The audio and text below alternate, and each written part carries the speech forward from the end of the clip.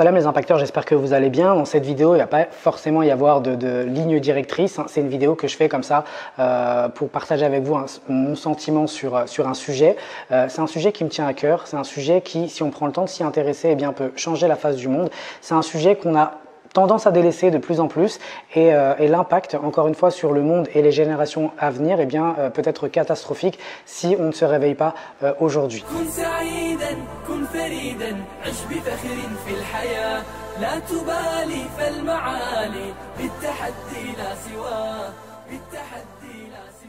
Alors, ce sujet, il vous concerne parce qu'en fait, il s'agit de vous. Alors, ces derniers temps, j'interagis beaucoup plus avec les gens qu'avant. C'est vrai que moi, j'avais beaucoup automatisé mon activité et à un moment donné, eh bien c'était beaucoup trop robotisé. Aujourd'hui, j'essaie d'investir un peu plus de temps dans les interactions que je peux avoir avec les gens qui me suivent, avec les gens qui s'abonnent à mes formations et les gens que je rencontre dans le cadre des événements physiques parce que ça me permet d'avoir une meilleure visibilité d'une part sur leurs véritables problématiques et ça me permet de connaître les réalités du terrain. Donc quand j'interagis avec mon public, souvent eh bien, il y a des mots qui reviennent comme syndrome de l'imposteur, comme la timidité, comme peur de l'échec, comme la peur du regard des autres, comme peur de parler en public, bref, des peurs, des craintes, des syndromes qui prennent de plus en plus de poids dans notre société et qui nous empêchent de nous développer personnellement, professionnellement et spirituellement. Et c'est ça qui est grave en fait. C'est que souvent, ce sont des peurs, des craintes qui ne sont absolument pas fondées. Je me souviens quand j'étais ici à Tanger et que je faisais mes formations physiques, eh bien, je disais quelque chose que disait l'un de mes mentors. J'interrogeais la salle en disant « Ok, qui levez la main si vous vous sentez timide, si vous êtes quelqu'un de timide à la base ?» Et donc là, on avait, je sais pas moi, peut-être la moitié de la salle qui levait sa main. Et donc là, je leur dis « Ok, mais concrètement, une personne qui est vraiment timide au point que ça la bloque dans sa vie, elle ne lève pas la main. » Même si elle se sent timide et que c'est pour répondre à une question, elle ne lève pas sa main, elle se fait discrète. Donc, vous en êtes arrivé à la conclusion, vous-même, vous avez développé la croyance comme quoi vous étiez quelqu'un de timide. Et c'est pareil pour toutes les formes de peur ou de crainte. Là, je viens de regarder une vidéo publiée sur le groupe Konsaidan qui fait partie d'une vidéo d'un challenge qu'on appelle Horzone, où les gens qui veulent investir le web et faire de plus en plus de vidéos sont invités à sortir de leur zone de confort en faisant une vidéo par jour pendant 30 jours. Et je viens de regarder une vidéo magnifique de quelqu'un qui se présente, qui présente son parcours, qui présente ses compétences. Alors on voit bien qu'il y a un tout petit malaise perceptible, mais la façon dont elle décrit son malaise eh bien, est totalement disproportionnée par rapport à la réalité. D'accord ? Et comprenez bien que la réalité, c'est la perception que vous avez du monde, c'est votre réalité et non celle des autres. Donc le meilleur moyen de sortir de ces blocages, le meilleur moyen de sortir de ces peurs, de ces craintes, etc., c'est de vous définir par une vision positive du futur. Ok, je veux devenir quelqu'un de super confiant, eh bien je vais tout de suite me mettre dans la peau de quelqu'un de confiant quotidiennement, même si voilà, des fois je vais peut-être, comme il y a des habitudes, je vais peut-être pas le faire tout au long de la journée, mais je m'en souviens, je me mets des rappels sur mon téléphone s'il le faut, mais en tout cas, je me définis quotidiennement par une personne positive ou par une vision positive du futur. Si je veux être quelqu'un de serein, quelqu'un de productif, eh bien je vais tout de suite me définir par une personne productive. Et alors pourquoi les gens ne le font pas? Parce que souvent les gens vont se définir par rapport à leur passé, par rapport à leur vécu, par rapport à ce qu'ils ont été, par rapport aux épreuves qu'ils ont vécues et par rapport à leurs souvenirs. D'accord? Exemple, je prends la parole en public, je commence à expliquer quelque chose, tout le monde rigole, ok, je développe la croyance que je ne suis pas fait pour parler en public et stop, ça s'arrête là et plus jamais je parle en public. Alors moi, faut savoir que quand j'étais à l'école par exemple, eh bien la plupart de mes professeurs disaient que, les plus gentils disaient que j'avais des capacités que je ne parvenais pas à exploiter, mais la grande majorité des professeurs disaient que je n'étais pas fait pour l'école, que voilà, il me fallait un métier manuel. Bref, voilà. Et lorsque j'ai commencé à me lancer dans l'entrepreneuriat, eh bien, j'ai commencé à devenir passionné, si vous voulez, tomber amoureux, j'allais dire, à devenir passionné du web marketing. Et j'ai commencé à lire des livres, à dévorer des livres, livre après livre. Et aujourd'hui, je ne peux pas passer une seule journée sans lire un livre, regarder une formation, etc. Hier, il était minuit, je me suis forcé à dormir, donc je suis tombé sur un bouquin qui parlait de copywriting, l'art d'écrire des lettres de vente.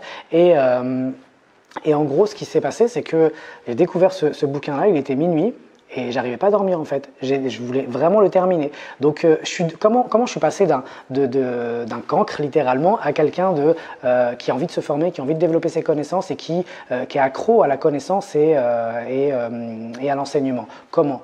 En fait, j'ai toujours été cette personne-là. La seule problématique, c'est que c'était l'intérêt en fait. Je n'étais pas intéressé par ça. D'accord? Donc en gros, voilà, j'ai dérivé un petit peu du sujet. Tout ça pour vous dire que ce que vous pensez être, si c'est quelque chose de négatif, changez cette croyance directement. Tout ça, oubliez-le si ce sont des croyances qui ne vous font pas avancer ou qui vous font reculer littéralement. Donc des fois, j'aimerais faire un truc. Vraiment, des fois, je ne sais pas si cette technologie existe, si ça existe, dites-le moi dans les commentaires. Mais des fois, j'ai l'impression, enfin quand je parle avec une personne et qu'elle me présente son projet, donc souvent ce sont des projets de business, je vois que son projet, 1, il est viable, 2, c'est une super idée, et je me dis même des fois, je me dis, waouh, comment ça se fait que j'ai pas eu cette idée-là, elle est juste géniale, et je vois surtout que la personne, eh bien, elle a largement les compétences de mener à bien son projet. Quand je vois ça, et que je vois que juste quelques minutes après, la personne me dit, ouais, mais bon, est-ce que ça va vraiment marcher? Mais je crois pas que je suis capable, il faut que je m'entoure d'autres personnes. Alors que sur le papier, moi en tout cas, d'après mon expérience, je vois que c'est un super projet qui peut cartonner, qui peut décoller. Alors certes, il va falloir mettre en place des actions et être productif, mais ça peut fonctionner en fait, c'est viable. Mais la personne ne le voit pas. Donc, bien au contraire, elle pense qu'elle n'y parviendra pas toute seule. Et j'ai d'autres personnes qui me disent, ok, moi je suis motivé, tu sais quoi, là dans l'espace de 6 mois, eh bien mon objectif c'est de faire tel truc. Je ne sais pas, devenir conférencier. Et je vois en fait que ces personnes-là qui disent ça sont déjà conférenciers dans l'âme. En fait, ce qui leur manque, c'est tout simplement un cadre pour créer leur propre conférence. Mais ils ont déjà les épaules, si vous voulez, pour pouvoir s'adresser à des dizaines, des centaines, des milliers de personnes. D'accord? Mais eux ne le voient pas.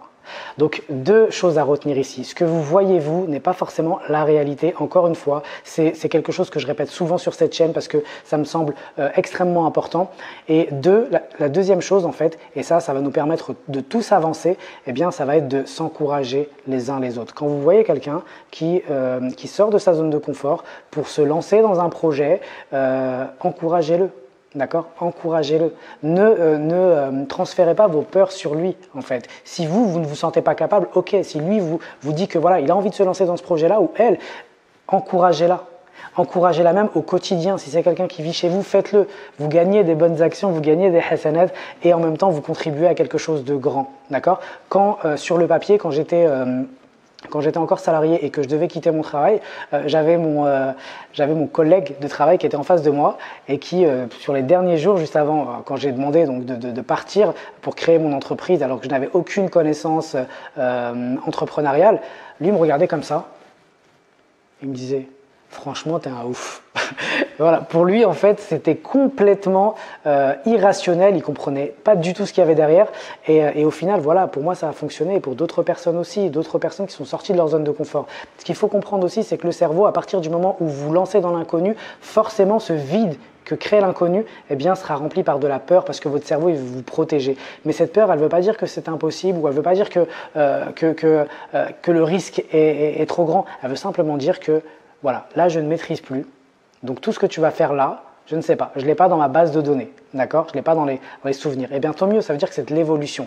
Alors ça ne veut pas dire foncer dans le mur ou avoir la tête dans le guidon, ne pas calculer ce que l'on fait, ça ne veut absolument pas dire ça. Ça veut simplement dire que ces peurs-là, ces sentiments que l'on ressent, ils sont légitimes, mais ils ne doivent en aucun cas définir qui nous sommes ou nous faire prendre des décisions qui vont à l'encontre de qui nous voulons être. Voilà, c'était une vidéo qui n'a ni queue ni tête, mais j'espère que le message principal est passé. N'hésitez pas à la partager avec vos proches, avec toute personne qui se reconnaît lorsque l'on parle de syndrome de l'imposteur, peur de parler en public, peur de l'échec, peur du regard des autres et toutes ces peurs qui vous empêchent d'avancer. Barakallahu fekoum, je vous souhaite une excellente journée, une excellente soirée si c'est le soir et surtout n'oubliez pas, quotidiennement, tous les jours, kun sa'idan.